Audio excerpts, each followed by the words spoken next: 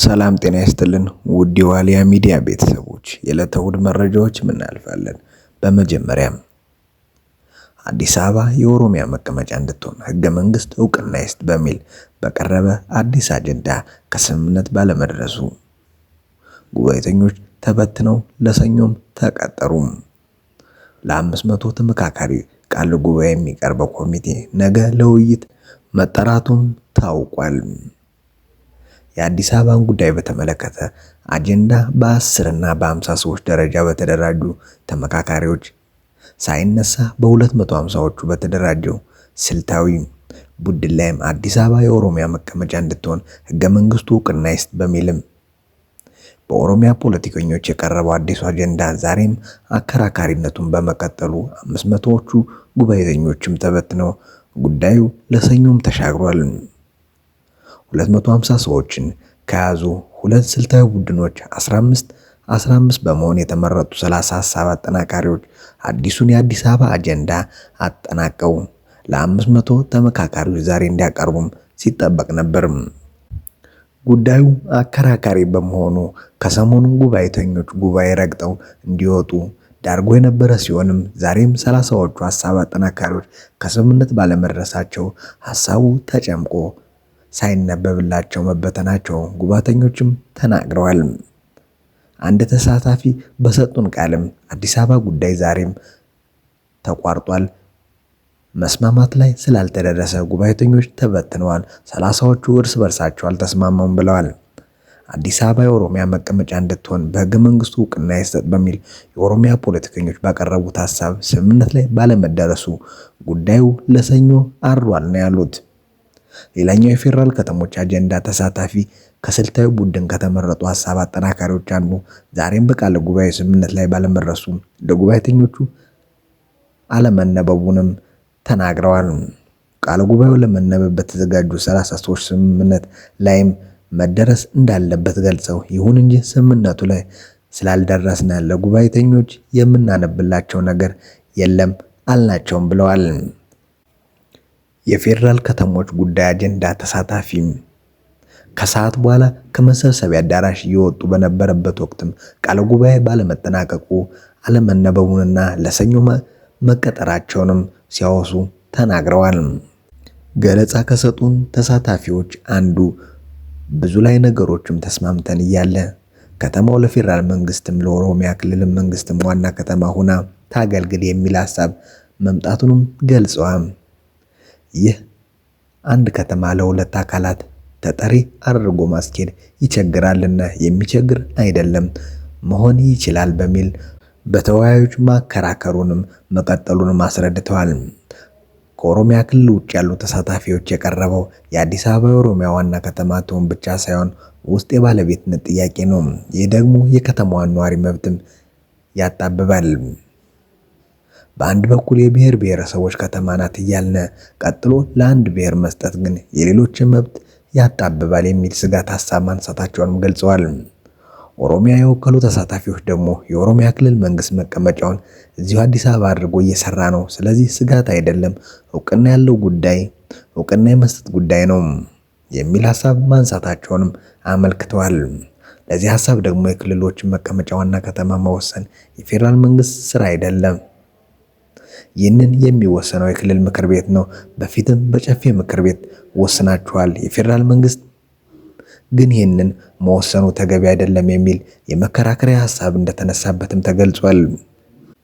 የሁለቱንም ሀሳብ በማቀራረብ አንድ ወጥ ምክረ ሀሳብ ለማዘጋጀት ሙከራ ቢደረግም አቋማቸውን መቀየር እንዳልቻሉም የማቀራረብ ምክክሩም እንደሚቀጥል የገለጹት አጠናካሪው ካልሆነም የሁለቱንም ሀሳቦች ሰኞ ለ500 ተመካካሪዎች ለማቅረብ የዝግጅት ኮሚቴ ለነገ ለውይይት መጠራቱንም ተናግረዋል።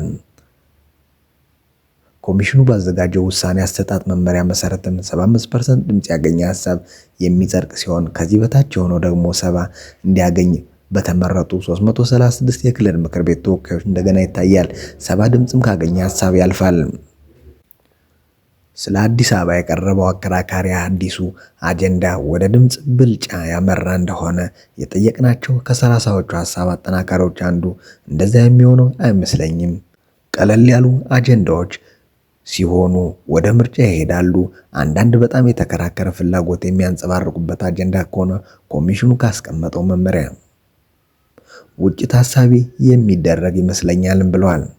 የከረረ ፍላጎት የተንጸባረቀበት ጉዳይ በድምፅ ብልጫ ይወሰን ቢባል አሸናፊ ተሸናፊ ስለሚኖረው በጋራ ወደ ማሸነፍ ሳይሆን ወደ መሸናነፍ እንደሚደርስም፣ መሸናነፍ ደግሞ አሸናፊውን የሚያስደስት ተሸናፊውን በጸጋ እንዲቀበል የሚያደርግ እንዳልሆነም ገልጸዋል። በሌላ በኩል በዚህ አዲስ አበባ ጉዳይ ብዙ አስማሚ ነገር ላይ ስላልደረስነ ይህ አጀንዳ ብናቆየው ይሻላል የሚል ምክረ ሀሳብ መቅረቡንም ተናግረዋል። ወደ ቀጣይ መረጃ ስናልፍም አሜሪካ ከኤርትራ ጋር ሚስጥራዊ ግንኙነት እያደረገች ነው መባሉንም አስተባበለች። አሜሪካ አንድ የአፍሪካ ቀንድ ሀገርን በተመለከተ ከኤርትራ ጋር ድርድር እያደረገች ወይም ሚስጥራዊ ስምምነት ለመድረስ እየሞከረች ነው መባሉን ፕሬዝዳንት ትራምፕ ከፍተኛ አማካሪም አስተባብለዋል። የአሜሪካው ፕሬዝዳንትም የአረብና የአፍሪካ ጉዳዮችን ከፍተኛ አማካሪም በኤክስ የማህበራዊ ትስስር ገጻቸው ላይ ባሰፈሩት ጽሑፍ አሜሪካ ከኤርትራ ጋር በመሆን በየትኛውም የቀጠናው ሀገር ላይ እንደማታሴርም ገልጸዋል። አማካሪው እንዳሉትም አሜሪካ ከአንድ የቀጠናው ሀገር በተቃራኒ ከኤርትራ ጋር ድርድር እያደረገች ነው ወይም ሚስጥራዊ ስምምነት ለመድረስ እያሰበች ነው መባሉ ፍጹም ሐሰት ነው በማለትም አስፍረዋል። በኤክስ ጽሑፋቸው ላይም አሜሪካ ከኤርትራ ጋር ግንኙነት እያደረገች መሆኑን በተመለከተ ሐሳቡ ከማን እንደተሰነዘረ እና የቀጠናውን ሀገር የተባለውን ማን እንደሆነም በስም አልጠቀሱም። ጨምረው እንዲህ ያለ ስምምነት አለመኖሩና ይህንንም በተመለከተ ንግግር እየተደረገ አለመሆኑን ገልጸው የአሜሪካ ዲፕሎማሲያዊ ግንኙነቶች ዓላማ በአፍሪካ ቀንድ ዘላቂ ሰላም እንዲሰፍን ማድረግ ነው ብለዋል።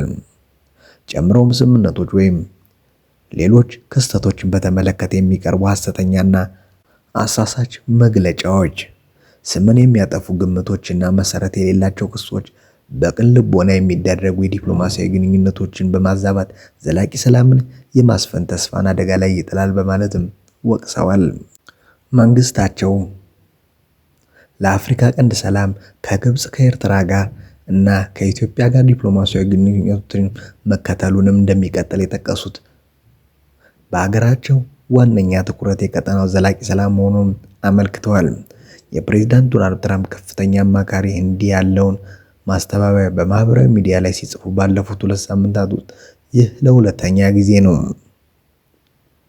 የአሜሪካ ከፍተኛ ዲፕሎማት ከ2 ሳምንት በፊት ካይሮ ውስጥ ከኢትዮጵያ አንጻር የጋራ ትብብር ከመስረቱ ከግብጽ ከኤርትራና ከሶማሊያ ውጭ ጉዳይ ሚኒስትሮች ጋር ውይይት ካደረጉ በኋላ ውይይታቸውን ጸረ ኢትዮጵያ ዓላማ እንዳልነበረው ማሳውቀው ነበር። አሁንም ባለስልጣኑ አይጥቀሱት እንጂ አሜሪካ ቀጠና ሀገራት አንዷን በተመለከተ ከኤርትራ ጋር ንግግር ወይም ምስጢራዊ ግንኙነት እያደረገች ነው ሊባል የሚችለው ግንኙነታቸው ተበላሽቶ ወደ ግጭት ሊያመራ ይችላል ከተባለው ከኢትዮጵያ አንጻር ሊሆን እንደሚችልም ይገመታል። የአሜሪካው ፕሬዝዳንት የአረብና የአፍሪካ ጉዳዮች ከፍተኛ አማካሪም ካይሮ ውስጥ ውይይት ካደረጉ በኋላ ባለፈው ሳምንት በኤክስ ገጻቸው ላይ ባሰፈሩት ጽሑፍ ከሀገሪቱ የውጭ ጉዳይ ሚኒስትሮች ጋር ያደረጉት ንግግር ተገቢ ያልሆነ ገጽታ ተሰጥቶት ተዘግቧል ሲሉም ተቃውመዋል። ከኤርትራ የውጭ ጉዳይ ሚኒስትር ኦስማን ሳላህ፣ ከግብጽ የውጭ ጉዳይ ሚኒስትር ባድር አብዱላቲ እንዲሁም ከሶማሊያ የውጭ ጉዳይ ሚኒስትር አብዲ ሰላም አብዲ አሊ ጋር ካይሮ ውስጥ በተናጠል የተገናኙት ከፍተኛ አማካሪው ስለ አፍሪካ ቀንድ ሰላም፣ ደህንነትና መረጋጋት መነጋገራቸውንም በወቅቱ ገልጸው ነበር። በዚያ ወቅት የግብጽ እና የኤርትራ የውጭ ጉዳይ ሚኒስትሮች ካይሮ ላይ ከተገኙ በኋላ የቀይ ባህር ደህንነትና አስተዳደር የሚመለከተው የጠረፉን አገራት ብቻ እንደሆነ በመግለጽ ኢትዮጵያ ካነሳችው የባህር በር የማግኘት ጥያቄ አንጻር አቋማቸውን አሳውቀው ነበር።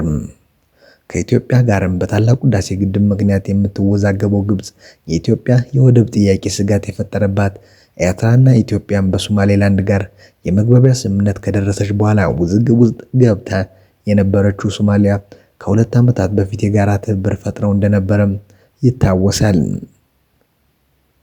የሶስቱ ሀገራት የውጭ ጉዳይ ሚኒስትሮች ካይሮ ላይ መገናኘታቸውን ተከትሎ የአሜሪካ ከፍተኛ ዲፕሎማት ከሚኒስትሮች ጋር መገናኘታቸውን በመጥቀስ ውይይቱ ከኢትዮጵያ በተቃራኒ የተደረገ መሆኑንም የሚመለከቱ ዘገባዎች ተሰምተዋልም ብለዋል።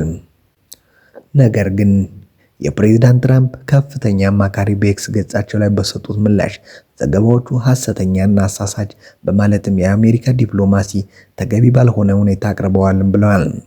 ዘገባዎቹ አሜሪካ በአፍሪካ ቀንድ የጸረ ኢትዮጵያ ትብብርም ለመደገፍ ሙከራ እንደምታደርግ ተደርጎ መቅረባቸው የተዛባ መሆኑን በመግለጽ ይህ ትክክል ያልሆነና አላስፈላጊ ማጋጋል ነው በማለት ወቅሰዋል።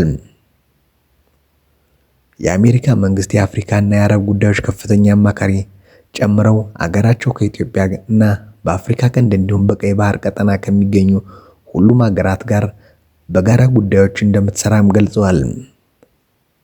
በዚህም ከአንድ የቀጠናው ሀገር ጋርም የሚደረግ ግንኙነት ከሌላው ሀገር ጋር መቃረን ማለት እንዳልሆነም የጠቀሱት አማካሪው የአሜሪካ ዲፕሎማሲ ተቀናቃይ ቡድኖች መፍጠር ወይም ልዩነቶችን ማስፋት ሳይሆን ግጭቶችን በማስወገድ ዘላቂ ሰላምና መረጋጋት ለመፍጠር በገንቢ ሁኔታ መስራት ነው ብለዋል።